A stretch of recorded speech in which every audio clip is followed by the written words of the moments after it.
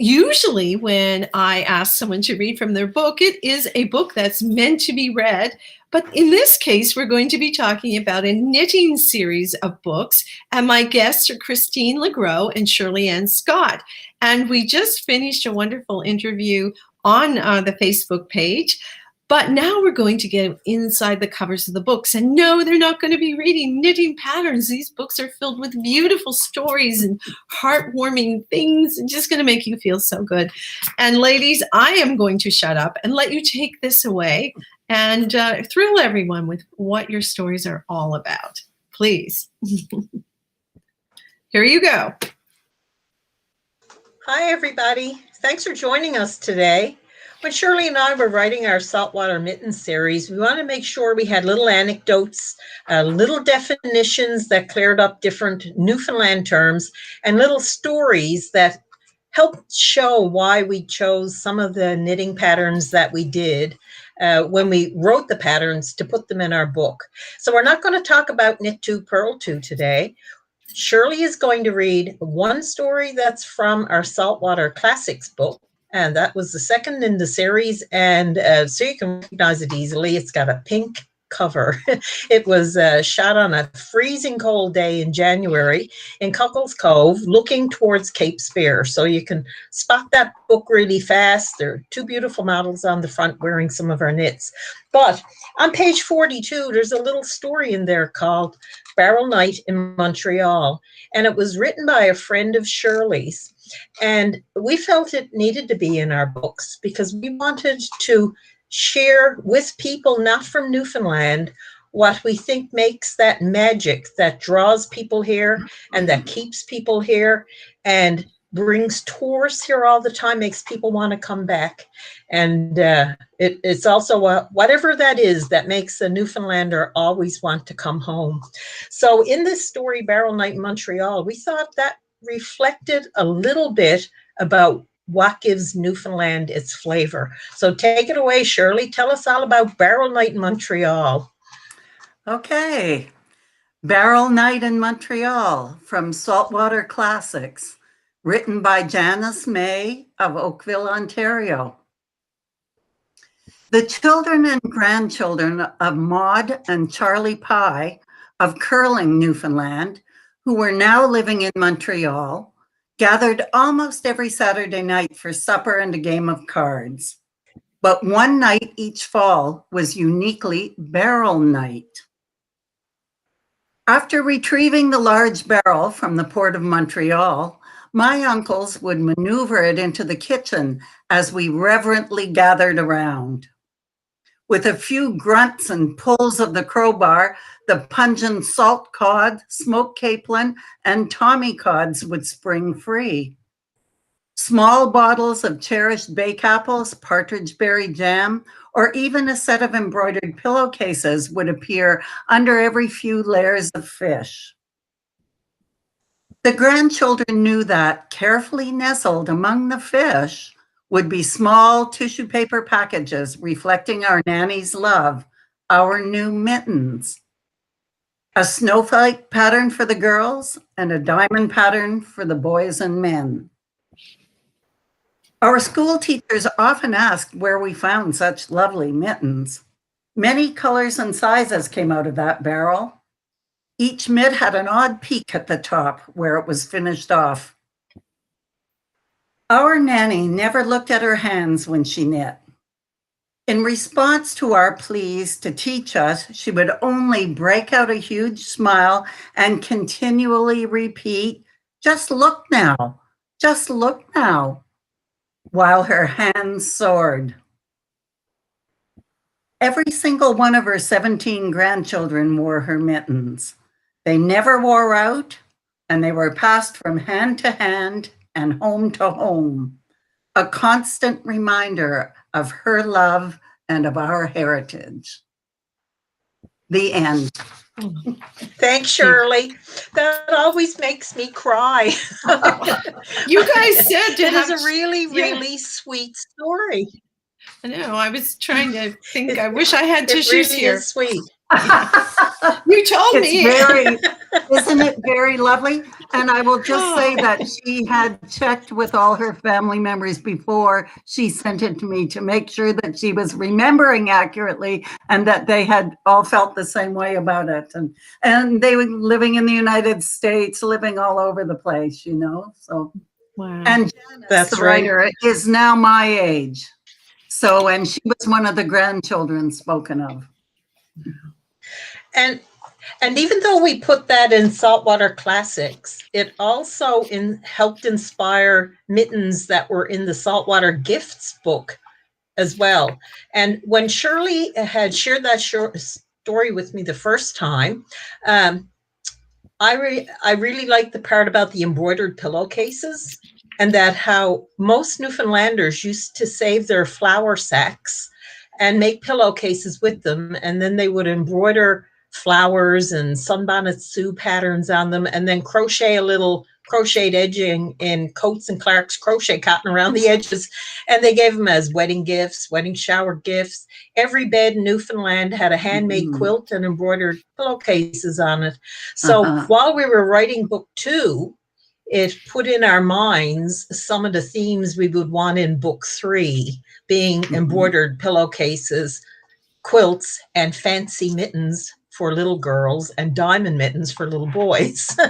So if I could, one theme led to the other. If I could just say one last thing about the piece that I just read, Janice also reported privately that their mittens smelled like fish for quite a while. Eventually it would go away, but I suppose the pillowcases did as well. That's true. That's true. Every cat in the neighborhood. Speaking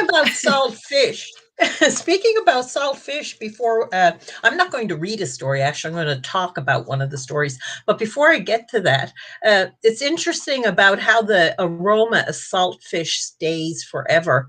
I inherited a china cabinet that went with a wedding gift that I'd received almost 50 years ago now. And that china cabinet had been stored in a fish store down in Mockbeggar, Bonavista for one winter. Somebody stored salt fish in it.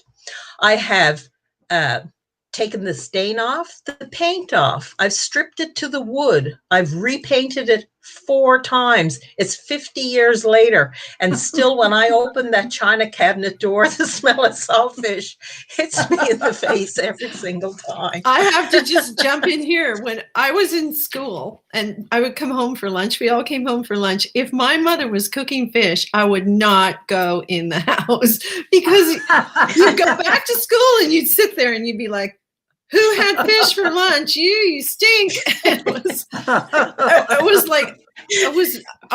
don't know if I was terrible, but at one point when the weather got better, she actually took it outside and cooked it so I could come in. Yes, so it tastes better than it smells. Oh, it hangs. It hangs around. Yeah. Anyway, let's hear that next story. It sure does. So now the story I'm going to talk about is more, it's kind of a long story, and it's in Saltwater Gifts. And in Saltwater Gifts, you'll find it on page, let me see. I'll tell you. It starts on page 73, and it goes on over to page 75, and it's all written on red background. Got it. And that story was written by a lady in Little Catalina. She's approaching 100 soon, I think. She's in her 90s at least. And she grew up in Little Catalina all her life. And right now she lives in the Golden Acres Manor. I think that's what's called, in the town of Bonavista. And she was a great fan of Maura Fulton. And for many people who wouldn't know what Maura Fulton is, it's a holiday that's celebrated in Newfoundland, and it's a term that's used to describe that holiday that in the Dictionary of Newfoundland, it has 7 different spellings and more than one definition. And in there, it even explains plus other spellings. So nobody really knows what it's about, and nobody really knows how it's spelled, because it means a different thing depending on where you come from. So my dad was born in the town of Bonavista. That's about 10 kilometers from Little Catalina. And he always celebrated Marfalton. And tomorrow we will be celebrating Marfalton. So he would come down off the stairs early and he would say to me, before I had a chance to get a prank out at him, Marfalton. And that meant you can't play a trick on me on Valentine's Day. Sorry, April Fool's Day. But see, Millie Johnson grew up in Catalina, and a little like 10 kilometers over in Trinity Bay, as opposed to Cape Bonavista. And for her, Mora Fulton meant good morning, Valentine. And she always wanted to outdo her Uncle George.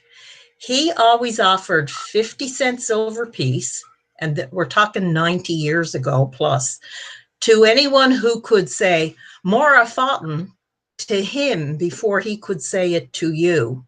And with that, you would get the prize of a 50-cent piece. And see, Millie Johnson, when she was a little girl, loved candy. And her very best friend, they owned a shop where you could get penny candy and all kinds of her favorite candy. But of course, money was in short supply 90 years ago in Newfoundland, actual coin money.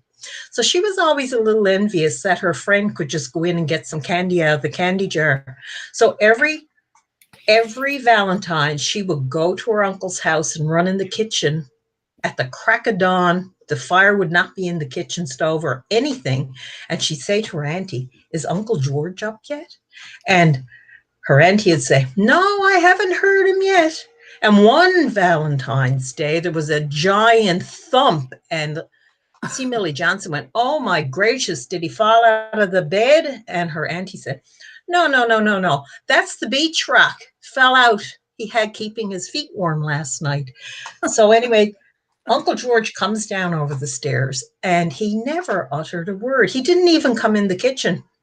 So poor C. Millie Johnson was really nervous. And sure enough, she managed when he came in the kitchen to say Mar Fulton to him before he could say it to her, and she got the 50-cent piece. And her whole goal in life was to be able to buy marshmallow candy and matrimonial squares and all of her favorite penny candy. And it was her favorite story from her lifetime. And that got published in a book of seniors writing with the Seniors Resource Center a few years ago.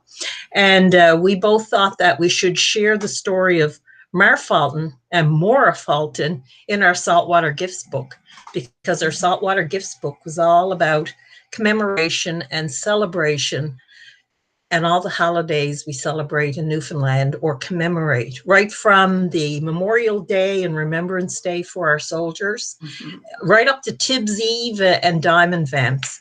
So I wanted to share a little bit about the story of Mora Fulton, but I really want you to go get the book and read it yourselves. Yeah. And you can borrow that book at any library and just go in, sit down, have a little read through all the little stories. All the books have stories in them. And Shirley, do you want to share anything else on the stories? Oh, I just wanted to say you haven't mentioned that you also designed a Mora Fulton mitten. Ah, let's see. It's got to be. Oh, I did, and I did too. It's not just the story. Valentine's. There's a mitten to go with it. Yeah, it must be here. This the Valentine's version. I can get it up. Yeah, that's the Valentine's version, and that color is called Passion because it's scarlet and plum, and it's very like royal and regal colors. And that one has a two-stitch. We do. There's a two-stitch thumb gusset outline on that, and I know I'm talking knitting now, and we're supposed to be talking stories, but that's the Valentine's version. But I put a little twist in it from my dad. I did the April Fool's version where the thumb gusset is purl stitches, so it throws everyone for a loop. It's like a little knitting joke. I was going to say. That one went over my head. There's two varieties of mittens for Mora Fulton. There's Mora Fulton to celebrate Valentine's, and then there's Mar Fulton to celebrate April Fool's Day, which is tomorrow. Oh my goodness. And yeah, it is tomorrow, and that's when we joined Confederation, isn't it? Something like that. If memory if memory serves me correctly, I think it was April Fool's Yes. Day. And growing up Yeah. back in Newfoundland, growing up here, April Fool's Day was a big thing. And I remember I would get up in the morning and I'd be thinking, oh, I've got to call somebody and do a joke. And this morning I called my aunt and I had this whole thing, but she just didn't click in and it didn't turn out at all very well. And I thought, I won't do that again next year. I don't think she knew it was me. And I never wanted her to know it was me after that experience. Yeah. But it's called the Feast of All Fools. Yeah. Well, I was a fool that morning, let me tell you. Oh, there. Remember, she only had till noon to get the joke done. Yeah, you only had till noon. Yeah, I had to get it done. But it's so interesting. I'm so glad that you did this because when I mentioned it, you were like, oh, but it's a knitting book. But I know it is not. And those stories that you shared really did bring a tear to my eyes and a lot of memories about being part of the culture here. And we lose it, I think, with each generation. My kids and then their kids may not even have a sense of it. But you mentioned in our interview that everyone always wants to come back. They always want to come. They describe this as home. And your books make us feel a bit like that. I think they do. Christine, thank our you. work here is done. I've covered it. I don't know about that. Oh, yeah. It's under the tree at Christmas time to make everyone feel good, along with a pair of mittens. So, well, that's true. Or a pair of vamps. For vamps, which would be socks, right? For anyone who doesn't know, including. Oh, that's a whole big story. You'll have to read up on that. It's not socks? Yes, you'll have to read the story of the great vamp debate. Oh, which book is it in? This one? In Saltwater Classics. Yes. Oh, There's a few stories in all the books. Maybe I'm wrong. That appeal to different people. It's in Classics. It's in Classics? Okay. We can't remember anymore. That's shocking. It's real shocking. The ghosts of Mockbeggar are in Classics as well. Yeah. All right. And we talked about, because I said that sometimes I'm interviewing people and they say words and that I'm not familiar with, and I'm going like, okay, what did she say? What did she say? And then you've got the Newfoundland Dictionary. Do you still have it there by your side? You had it there. I have. Oh, yes, I do. Right there. And one thing in all three of our books, Shirley and I reference the Newfoundland Dictionary, so it defines the word for you right in the book, so you don't have to go get the dictionary and look it up. Yeah. So this is the book both of us used in all three books, but we took excerpts from it with the anecdotes, and that way the person reading, say, Saltwater Gifts, to go, what the heck does that word mean? But down in the corner, we've defined it, from the Dictionary of Newfoundland. Well, very helpful. Make their reading pleasure more enjoyable. Absolutely, because there are so many unique words. And last week I was talking with Nellie Melly P. Strobridge, I think it is. And yes. Yeah, Nellie. And I mean, she's so familiar with words that many of us are not familiar with, and she's got a book called The Newfoundland Tongue, and that's a book that I really want to read as well, or at least just have it around because it's so much fun. So Catherine, I just wanted to ask, does this mean that we can now go into writers' festivals and do readings? I think so. I think your readings would be great. And you can knit while you do it. Okay, we're available. That's true. That's true. Okay, you've heard it first here, folks. If you want to book them, I'm their agent and you can come to me. Now, before we go, sometimes I like to throw a word out. So, Christine, pull a word out of that dictionary and throw it out to us, and we'll leave people with something to think about while they're hunting up your books. Can you pick one? Mozzie. There you go. They can go and figure out what a vamp really is. Okay. A vamp. All right. Yeah. And it's not a woman. It's not a definition of a particular personality of a woman. It's not this clothing. darling. No, darling. It's not. No, darling. It's not one of those Shirley maids. It's really interesting to hear people say vamp now as though they knew what it was. Yeah. And it's Yeah, just that's because right. of the book. That's right. My All friend right. in Yes. Deep River, Ontario yesterday said, "Oh, I just finished a pair of vamps." And I thought that was pretty cool. That's cool. And it is in the Dictionary of Newfoundland English. Okay. Yes, several times with Several many times. conflicting accounts. All right, I gotta go look that one up. Okay, so folks, put your comments on the bottom. This is the question, and I'll put it in the notes. What's a vamp? Is that the way I should ask that? I don't know. Yes. Oh, I don't. I don't know. I may have to. I may have to check some of Yeah. these replies before we keep them up there permanently. Hey, Shirley, what word have you got? Mozzie. Mozzie and Mauzy. ZY, or sometimes MAWZY. So, it's a color, it's a kind of weather. And anyhow, look it up. Look it up and Sounds like Mozzie. It's just like moist and gauzy. yeah. Yeah, it does sound like it is. It sounds like what it is, Yeah. and it's a Well, beautiful. I think that's what word. they say. Mhm. Yeah. It comes from, but A Mozzie day. All right. Yeah. Well, this is not a Mozzie day. It's beautiful sunshine, and we all deserve to just to button up Get now and out. get out there. I just want to thank you both so much again, Christine and Shirley. It's always a pleasure. It's so much fun, and I may take up knitting. I don't know. I really have to, but I got to find someone local that can hold my hand. And what should I start with? You got an easy pattern in there. Thank you for having us join you. Oh, you're welcome. Send me an easy pattern. Tell me what page it might be on, and I'll start with that. do Okay. the moose cap. Do the moose cap. You'll love it. The moose cap. Okay. It's in the book that you still have to buy. Okay. Yeah. Well, you're very clever. That's all I can say. You two can mark it. So when my book comes out, I'll be in touch. Okay. Have a great day. And again, thank you so much. Bye, everyone. And don't forget to check out Thank the you. interview. Bye-bye. Bye. Bye, Shirley.